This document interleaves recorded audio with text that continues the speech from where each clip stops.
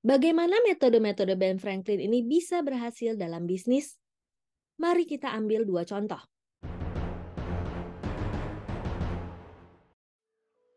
Bagaimana mencari kawan dan mempengaruhi orang lain? How to win friends and influence people. Oleh Dale Carnegie. Bagian ketiga. Bagaimana memikat orang lain mengikuti cara berpikir Anda? Bab kedua. Cara pasti untuk menambah musuh dan bagaimana menghindarinya. Part kelima. Arthur Crowley adalah seorang wiraniaga untuk perusahaan kayu di New York. Crowley mengakui bahwa dia sudah menyampaikan pada para inspektur kayu yang sudah kawakan selama bertahun-tahun bahwa mereka salah. Dan dia juga telah memenangkan perdebatan itu. Tapi hal itu tidak membawa manfaat apapun. Karena para inspektur kayu itu bersikap seperti wasit baseball, kata Crowley.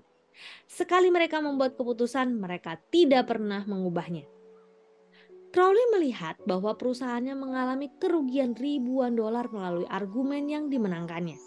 Maka, sementara mengikuti kursus saya, dia memutuskan untuk mengubah taktik dan menghindari perdebatan. Bagaimana hasilnya? Inilah kisahnya, seperti yang dia sampaikan pada kawan-kawan anggota kelasnya. Suatu pagi telepon berdering di kantor saya. Seorang yang cepat marah dan mudah tersinggung berada di ujung telepon sana. Dia terus saja memberitahu saya bahwa sebuah mobil pengantar kayu yang telah kami kirimkan ke pabriknya sama sekali tidak memuaskan. Perusahaannya sudah menghentikan pembongkaran dan meminta kami membuat pengaturan dengan segera untuk mengganti stok itu dari pabrik mereka.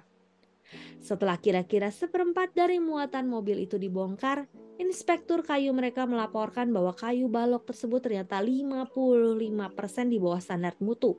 Karena itu mereka menolak menerimanya. Saya segera pergi ke pabrik itu dan dalam perjalanan saya berusaha memikirkan cara terbaik untuk menangani situasinya. Biasanya, dalam keadaan semacam itu, saya pasti sudah akan mengutip aturan-aturan standar mutu dan berusaha sebagai hasil dari pengalaman dan pengetahuan saya sendiri sebagai inspektur kayu untuk meyakinkan inspektur lainnya bahwa kayu balok tersebut sebenarnya sudah sesuai dengan standar mutu dan bahwa dia salah mengerti akan aturan-aturan dalam inspeksinya. Tetapi saya pikir saya akan menerapkan prinsip-prinsip yang dipelajari dalam pelatihan ini.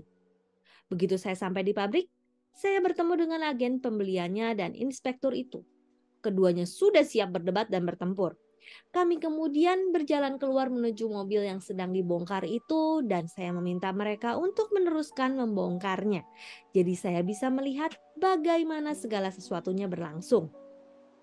Saya minta inspektur itu untuk meneruskan dan memisahkan kayu yang jelek seperti yang sudah dilakukannya dan menaruh potongan yang baik dalam tumpukan lainnya. Setelah memandangnya sejenak, masalahnya mulai jelas bagi saya bahwa sebenarnya dia melakukan inspeksi yang terlalu ketat dan bahwa dia salah mengerti peraturannya. Muatan kayu khusus ini adalah pinus putih dan saya tahu inspektur itu berpendidikan sangat baik dalam kayu keras. Pinus putih kebetulan merupakan pengetahuan saya yang kuat. Tapi apakah saya menyampaikan suatu keberatan? Sama sekali tidak. Saya terus saja memandang dan secara perlahan mengajukan pertanyaan-pertanyaan sehubungan mengapa potongan-potongan tertentu tidak memuaskan. Saya tidak sedetik pun menunjukkan bahwa inspektur itu salah.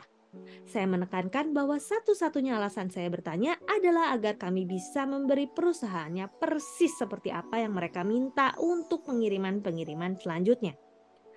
Dengan mengajukan pertanyaan dengan cara sangat ramah, dengan semangat kerjasama dan menekankan terus-menerus bahwa mereka sudah benar, telah memisahkan kayu-kayu yang tidak memuaskan seperti yang mereka inginkan, saya membuatnya jadi ramah. Dan hubungan yang tegang tadi di antara kami mulai mencair. Pernyataan yang sekali-sekali saya berikan dengan hati-hati melahirkan ide dalam pikirannya bahwa mungkin sebagian dari potongan yang ditolak ini sebenarnya ada dalam standar mutu yang sudah mereka beli selama ini dan bahwa kebutuhan mereka menuntut mutu yang lebih mahal. Namun, saya sangat berhati-hati untuk tidak membiarkannya berpikir saya sengaja berbuat begitu. Lambat laun, seluruh sikapnya berubah. Akhirnya dia mengakui bahwa dia tidak berpengalaman tentang kayu pinus putih, lalu mulai mengajukan pertanyaan pada saya tentang setiap potong kayu yang diturunkan dari mobil. Saya menjelaskan mengapa potongan semacam itu mempunyai standar mutu seperti yang sudah ditentukan, dan saya terus mendesaknya bahwa kami tidak ingin dia mengambilnya kalau itu tidak sesuai dengan apa yang mereka inginkan. Dia akhirnya menangkap maksudnya dan merasa bersalah setiap kali sepotong kayu diletakkan dalam tumpukan yang ditolak. Dan akhirnya dia melihat bahwa kesalahan ada pada pihak mereka yang belum bisa mengerti sepenuhnya tentang standar mutu seperti yang mereka perlukan. Hasil akhirnya adalah dia melanjutkan seluruh pembongkaran itu lagi setelah saya pergi, menerima semua pesanan, dan kami menerima penuh bayarannya. Dalam kejadian itu sendiri, sedikit taktik dan ketetapan hati untuk menahan diri agar tidak berkata pada orang lain bahwa dia salah telah menyelamatkan perusahaan saya sejumlah besar uang, dan sulit untuk menilai hubungan baik yang berhasil diselamatkan itu dengan uang. Demikian How to Win Friends and Influence People, bagian ketiga, bab kedua, part yang kelima.